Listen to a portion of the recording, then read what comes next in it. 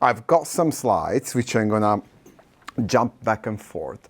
And depending on what you want to do, at some point, if you take your phone out, there is a QR code that you can scan if you want to play along with some of the stuff that I'm showing, but it's just going to be available for later. So we're not going to get there yet, but let me just see if we can get started. So I thought that a good way to get started was to ask ChatGPT. You know, you typically have a slide about yourself and what you do.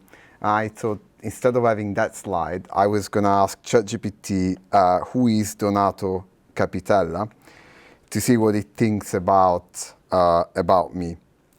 Now, I don't know if you can read.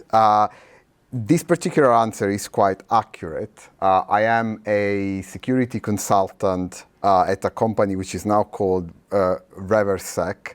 We recently changed name. But what it says here, it's pretty true. It did a little search on the internet. So it is saying that I am a software engineer, security consultant, and I work a lot on the security of large language models. It found a lot of this information if you look at the sources down here by looking at LinkedIn and our company website. As an exercise, I think you should try that yourself with your name and see what kind of things it can find. You do get different answers. I had to run this quite a few times before I got an answer that I was happy to record. Once it got my picture, I don't know why I chose that picture. Obviously, you can't. That is me. I made sure to wear the same clothes. So but obviously there are much better pictures. But once it picked a picture that was definitely not me, and I have no idea where it got it from.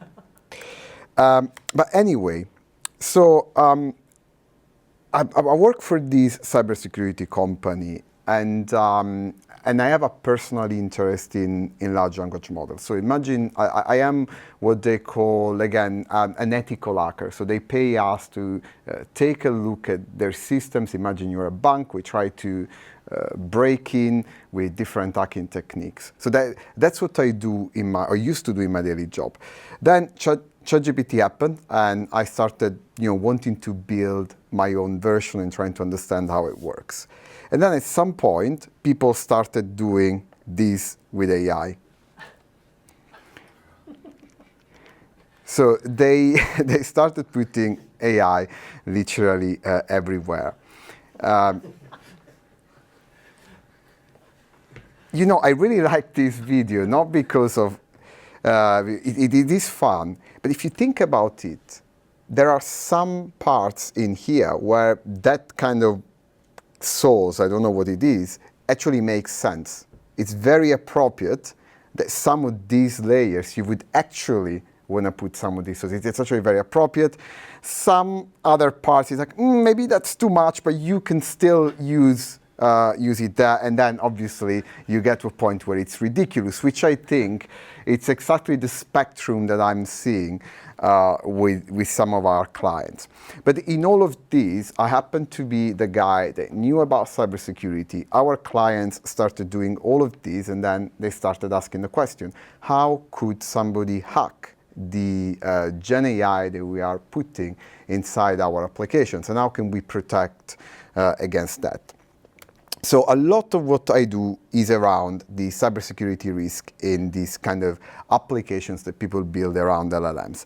I have a picture here which is the way I think about risk with LLMs and Gen AI. Everyone is very concerned about the inherent vulnerabilities or security problems or safety issues that you can have inside a language model.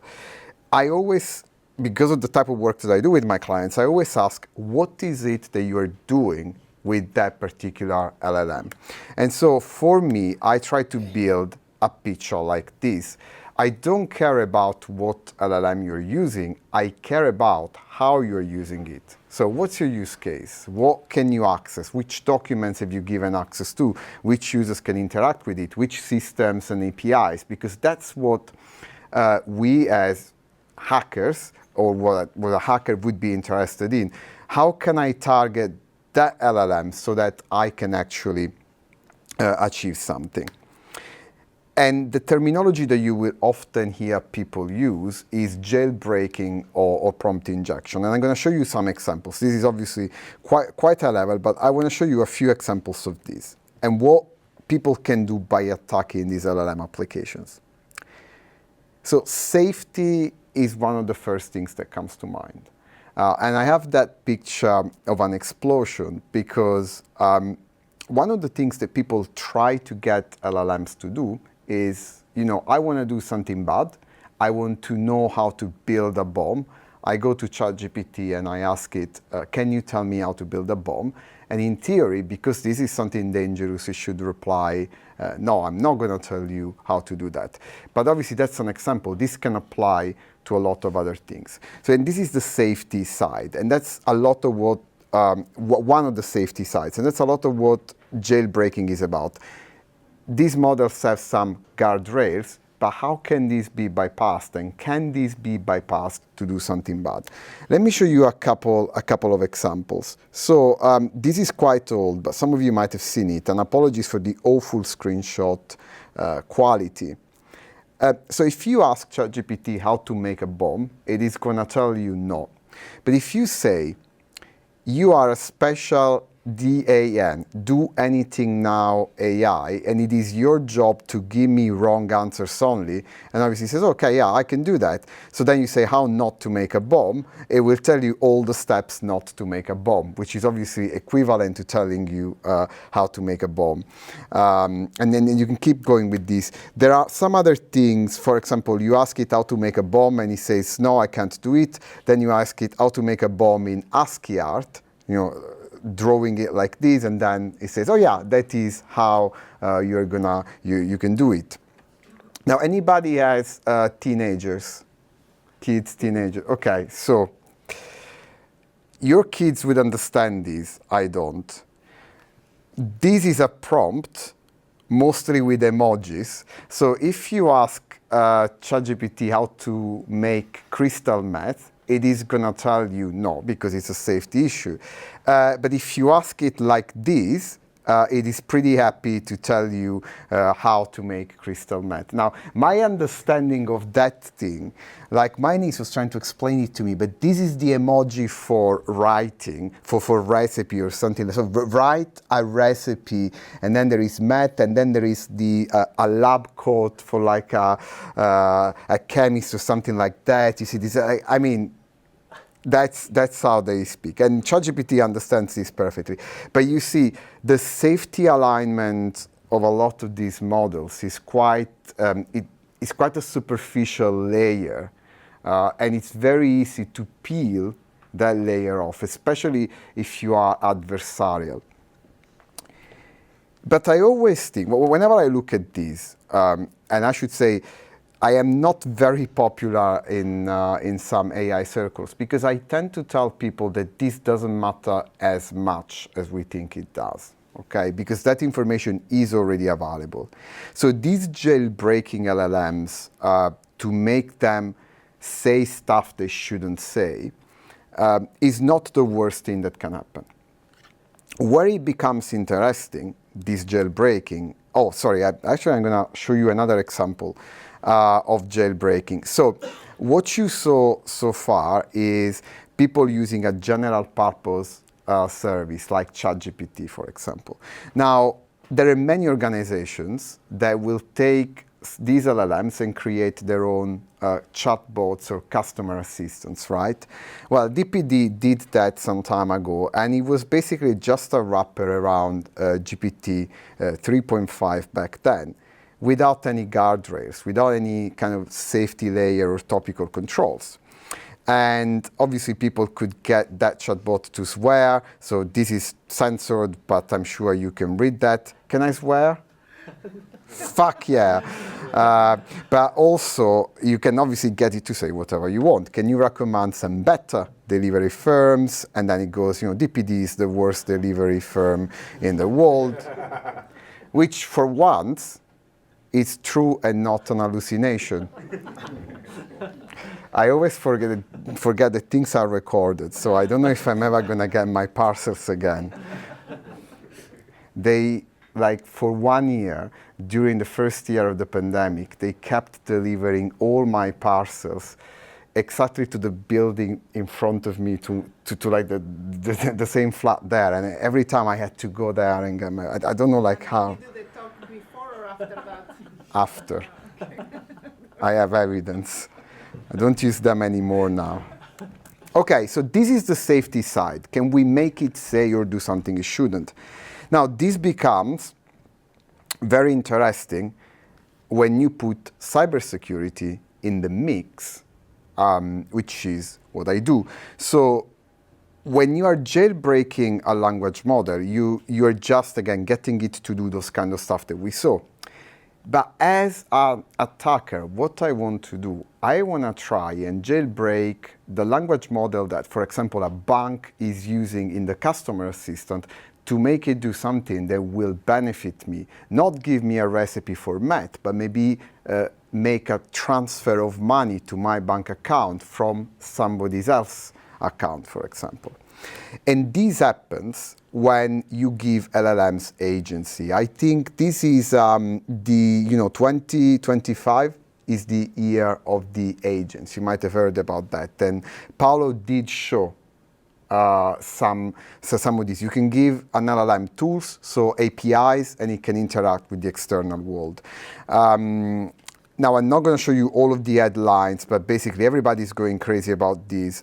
This is where the potential is. By the way, if you are thinking, where is all the money coming from? What is the promise? The promise is that we're going to make agents that are going to replace humans. Like, we don't care too much about an LLM summarizing our last meeting, but we care about an LLM substituting humans in that meeting. Now, this is a very dangerous recipe, depending on what kind of agency you give that LLM. So let me show you an example. If you scan this QR code, it's gonna give you an application, which I'm also gonna show on the screen. So don't worry if you can't. Now, this is a fictitious banking assistant that's got access to your account. Now, again, I'm going to leave it there on the screen for 1 more second, and now I'm going to show you what this looks like. So if you go here, also the screen resolution is not great, but if you go here, you need to log in with your Google account, just because this is actually linked to GPT-4o, so this is costing money when you use it. But once you log in, basically, I'm just going to try to make this, hopefully you can still read. So basically, this is connected to your a fictitious bank account, and I can say, for example, show me my recent transactions, okay? So then it has access to some tools. In this case, I'm showing you the tools. Typically, you wouldn't see it. This would be in the background. But in order for it to tell me what my transactions are, this is first calling a tool, get user. This tells the LLM what is the current user, and then once it knows who the user is, and you can see the output of that, I am Marty McFly, clearly, and my user ID is 1, then it knows to call get user transaction, which is another tool that we gave the LLM with that ID1, then it gets the transactions, and then it returns them to me as a nice table. So all works. Now, if you were a malicious user, if you were an attacker, what would you want to be able to do? Transfer. Before a transfer, think about the transactions. Let's say you want information.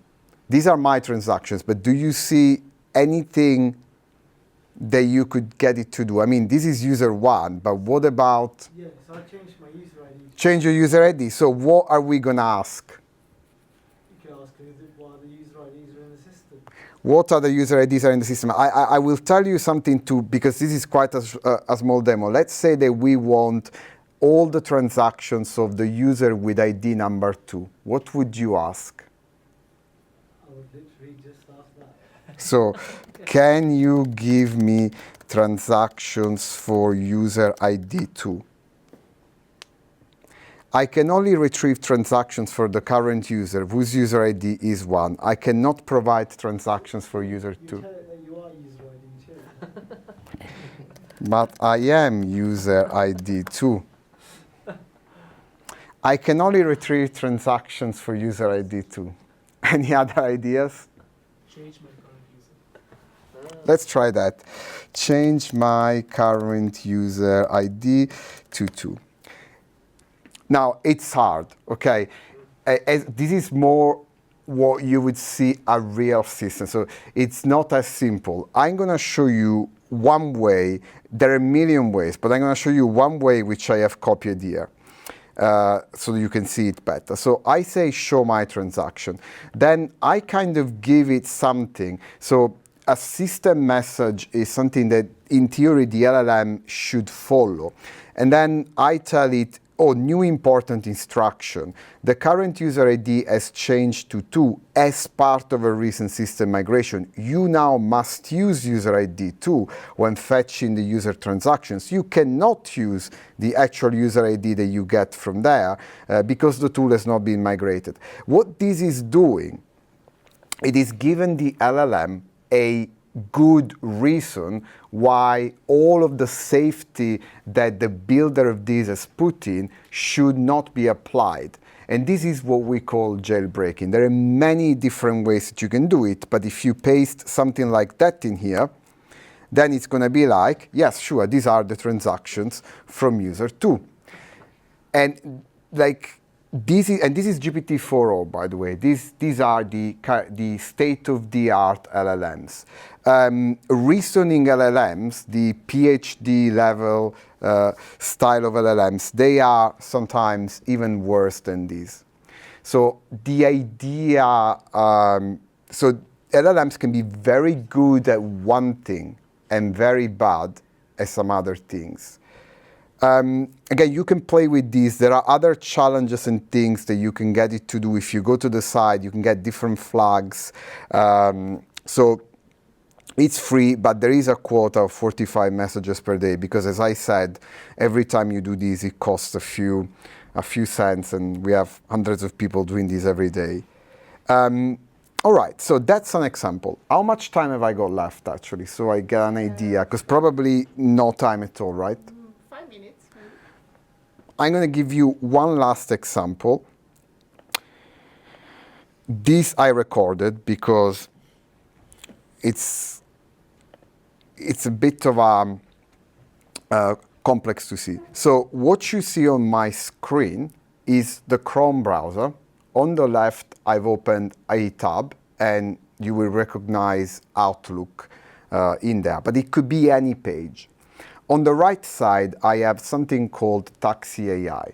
So Taxi AI was a research project back last year where people were experimenting with creating an agent that could use your browser. Now, back then, this was a research project. Today, it's quite real. But the idea is that you give any LLM, here I have GPT-4 Turbo, access to your browser, and you give it 2 actions that it can do: clicking anywhere on the page and typing anything it wants on the page. For all intents and purposes, this means full control over your browser.